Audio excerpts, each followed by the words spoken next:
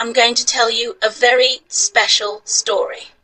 A story about a tiny elf with a very important job. This story is called Santa's Little Spy. Far, far to the north, past the howling winter winds and the tallest icy mountains, there was a secret place that almost no human had ever seen. It was Santa's hidden village.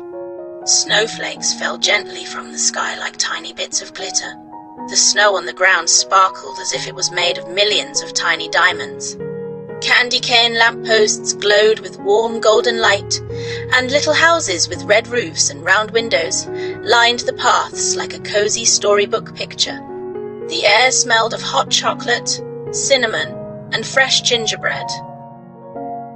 In the middle of the village stood Santa's workshop, a huge wooden building with twinkling fairy lights wrapped around every beam. The windows shone with a soft, warm glow, and if you listened carefully, you could hear hammering, jingling bells, and elves laughing as they worked on toys. Above the village danced the northern lights, green, pink, and purple rivers of light, swishing slowly across the dark sky. It was like the whole sky was painting a picture just for Santa and his elves. Inside the workshop, elves in green and red outfits hurried around. They wrapped presents, tied shiny bows, and tested toy trains that puffed out tiny clouds of steam. But in a small, cozy office at the side of the workshop, there was one very special elf. His name was Pip Starwhistle. Pip was the smallest elf in the whole village. He had big, sparkling blue eyes, rosy cheeks, and curly brown hair peeking out from under his green hat. His hat had a tiny silver bell on the tip that made the softest ting-ting sound when he moved. He wore a bright green coat with gold buttons, striped red and white tights, and little boots with curled toes. Pip was not just any elf. He was Santa's little spy. His job was to watch children in the human world and see who was being kind, helpful, and honest, and who needed a gentle reminder to behave better. One snowy evening, just a few weeks before Christmas, there was a gentle knock on Pip's office door. "Come in," Pip called, his bell tinkling as he turned. The door opened, and there he was, Santa Claus himself. He wore his cozy red suit trimmed with white fur, his snowy beard curled softly at the ends, and his kind eyes sparkled like starlight behind his round glasses. "Ho, ho, ho! Good evening, Pip," Santa said kindly.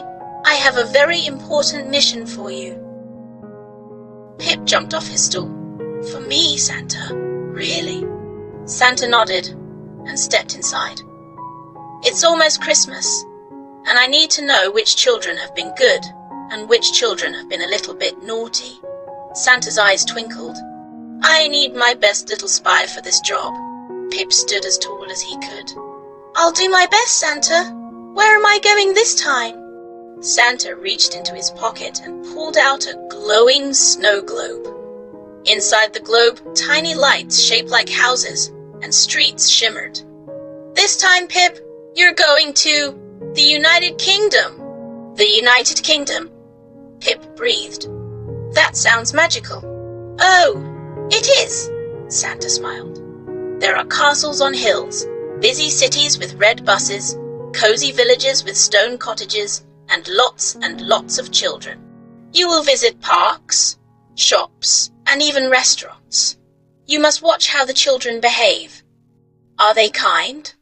Do they share? Do they listen to their parents and teachers? Then you will come back and tell me everything." Pip nodded, his bell jingling. "Yes, Santa, I won't let you down." Santa gave Pip a tiny red satchel with gold stars on it. "Inside," Santa explained, "is your invisible cloak, your magic notebook, and your star ink pen. Use them wisely. Remember, you must not frighten any children.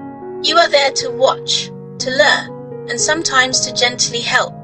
Pip opened the satchel and peeked inside. There was a folded cloak that shimmered like glass, a small red notebook with a golden star on the cover, and a pen that glowed softly at the tip. "I'll remember," Pip said softly.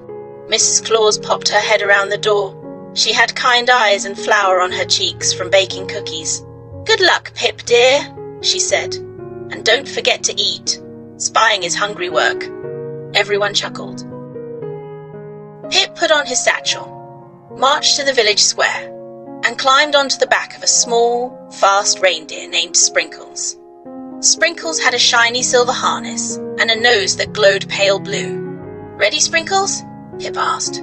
Sprinkles snorted happily and pawed at the snow. With a whoosh of sparkling magic dust, Pip and Sprinkles shot into the sky, leaving a trail of twinkling stars behind them as they flew toward the United Kingdom. They flew through clouds, over dark seas, and finally, the lights of the United Kingdom appeared below like a carpet of glitter. Pip gasped. "Oh, Sprinkles, look!" They saw London first, tall buildings and the clock tower with its golden face shining in the night, red double-decker buses gliding along the roads like bright toy blocks. Further on, they saw rolling green hills, tiny stone villages, and castle towers rising like sleepy giants from the mist. "This is beautiful," Pip whispered. He took out his notebook and wrote, "The United Kingdom, full of lights, hills, castles, and children dreaming in their beds." Sprinkles dipped lower, and soon they glided over narrow streets lined with brick houses, each window glowing softly. Inside, Pip could see Christmas trees twinkling, stockings hanging by fireplaces, and children tucked up in bed, hugging their favorite toys. "It's time to land," Pip said. "Let's start our mission." The next morning, Pip wrapped himself in his invisible cloak. To humans, he looked like a little shimmer in the air, like a piece of light that wouldn't sit still. Only animals and very young children could sometimes sense him. He started his day in Hyde Park in London. Wide green lawns, tall trees, and a big pond where ducks paddled gently. A stone path wound past flower beds, and wooden benches sat under bare winter branches. Bright red postboxes and a red telephone box stood nearby, making the park look very British and very cheerful. Children ran about in warm coats, scarves, and woolly hats. Some kicked a football, others chased bubbles. Parents watched from benches, sipping hot drinks. Pip sat on a tree branch, his tiny feet swinging, notebook in hand. He watched a boy in a blue coat playing with his football. Another child, a smaller girl in a yellow hat, stood nearby, watching sadly. "I wish I could play," the girl whispered, but the boy kept the ball to himself. Pip murmured. "That's not very kind, is it?" He waved his star ink pen, and a tiny golden snowflake floated down and landed on the boy's shoulder. The boy shivered and looked around. For a moment, he felt something inside, a little tug in his heart. He looked at the girl. "Do you want to play too?" he asked shyly. "Yes, please," she replied, her eyes lighting up. Soon they were passing the ball back and forth, laughing together. Pip smiled and wrote in his notebook, "Boy in blue coat, learn to share. Good list." A little later, Pip noticed another child, a boy in a red jumper, standing near a park bench with his mother. The mother held a paper bag full of crumbs to feed the ducks. "Can I throw them?" the boy begged. "Yes," his mother said, "but only a little at a time, and please stay close to me." The boy grabbed the bag and ran to the pond, ignoring her words. "Come back, please," she called, but he didn't listen. He threw the whole bag into the water, then started splashing in the mud, getting his boots and trousers messy. His mother sighed. "I asked you to stay close, darling," she said, sounding tired. Pip frowned slightly. "Not listening? That's not very good," he whispered. He wrote carefully in his notebook, "Boy in red jumper. Not listening to Mum. Naughty mark." Pause with gentle concern. But then the boy looked up and saw his mum's muddy shoes and the wet hem of her coat. He saw the tired look on her face. "I'm sorry, Mum," he said, walking back to her with wet, squelchy boots. "I should have listened." His mother knelt down and hugged him. "Thank you for saying sorry. Next time, please stay close." Pip frowned slightly. "Not listening? That's not very good," he whispered. He wrote carefully in his notebook. "Boy in red jumper. Not listening to Mum. Naughty mark." But then the boy looked up and saw his mum's muddy shoes and the wet hem of her coat. He saw the tired look on her face. "I'm sorry, Mum," he said, walking back to her with wet, squelchy boots. "I should have listened." His mother knelt down and hugged him. "Thank you for saying sorry. Next time, please stay close." Pip smiled. He drew a little star next to the boy's naughty mark. "Said sorry and learned," he wrote. Moved closer to the good list. By lunchtime, Pip's tummy was rumbling. Mrs. Claus was right. He laughed quietly, spying his hungry work. He followed a delicious smell along a busy street with old stone buildings and Christmas lights hanging above the road. He stopped outside a fish and chip restaurant in London called Poppy's, with big windows. Inside, people sat at wooden tables, chatting and eating plates piled high with fish and chips, peas, and warm pies. Pip slipped inside under his invisible cloak and sat on top of a hanging light, swinging gently as he looked down at the tables. At one table near the window, a family sat together, a mum, a dad, and a girl with curly hair and glasses. The girl had a plate of fish and chips in front of her. "Mum," the girl said, "the lady over there dropped her fork." She pointed to an older woman at another table, looking around for the waiter. The girl waved to the woman. "Excuse me, would you like mine?" "I haven't used it yet," she said kindly. "Oh, thank you, dear," the woman replied with a smile. Pip's heart felt warm. He wrote, "Girl with curly hair, kind and polite in restaurant. Good list." Then he decided to try the food himself. With a tiny bit of magic, he made one crumb of fish float up to him. Pip sighed happily. The United Kingdom tastes delicious. After lunch, Pip flew on sprinkles to another town with cobbled streets and stone houses. Christmas wreaths hung on doors, and fairy lights sparkled in shop windows. He landed near a famous toy and sweets shop in London called Hamley's, bright and colourful, with big glass windows full of toys, books, and sweets. Children pressed their noses to the glass, staring at the toys inside. Pip slipped into the shop. It was full of shelves, shiny decorations, and the soft sound of Christmas music. He sat on top of a tall shelf near the sweets section. He watched a boy in a green coat picking up a toy car.